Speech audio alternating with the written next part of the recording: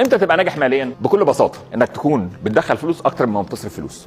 بلين اند سيمبل. ركز بقى في الحته دي وعشان دي مايند سيت سويتشايه كده. معظم الفقراء بيفكروا النجاح المالي هو انك تصرف اقل ما بتقبض، الاغنياء بيفكروا انك تقبض اكتر ما بتصرف. هو ايه الفرق ما بين الجملتين؟ ما هم نفس الجملتين، حاجه واحده يا صلاح. هنا هتفكر في التحويش وهنا هتفكر في الانكريزنج اوف ماني. فمين فيهم اللي بيخش مشاريع اكتر؟ اللي بيفكر في الايرنينج اكتر. مين فيهم اللي بيعمل ودايع؟ اللي بيسبند اكتر. فهو من الاخر ببساطه طول ما ده اكتر من ده انت ناجح ماليا. الفقراء او متوسطين الدخل دايما بيفكر انه ازاي يصرف اقل ما بيقبض، لان هو بيبقى شايف ان الكنترول هنا مفيش كنترول. الناس الاغنياء الصيع اللي بيعملوا فلوس شايف ان الكنترول هنا، انا باشا بقبض جنيه هقبض الثلاثه، هقبض اربعه. عشان كده دايما بتلاقي معظم الناس عندها فكره العجز. طب اجيب منين يعني؟ ما انا معيش فلوس، هحوش. طب ما انا هحوش، ما انا عندي نيدز. انا خلي بالك انا عندي مفهوم بتاعي انا للغنى ان يبقى معاك فلوس من غير خنقه، يبقى معاك فلوس ومبسوط، بتعالج في مستشفيات التامين الصحي ومعايا في البنك 5 مليون جنيه.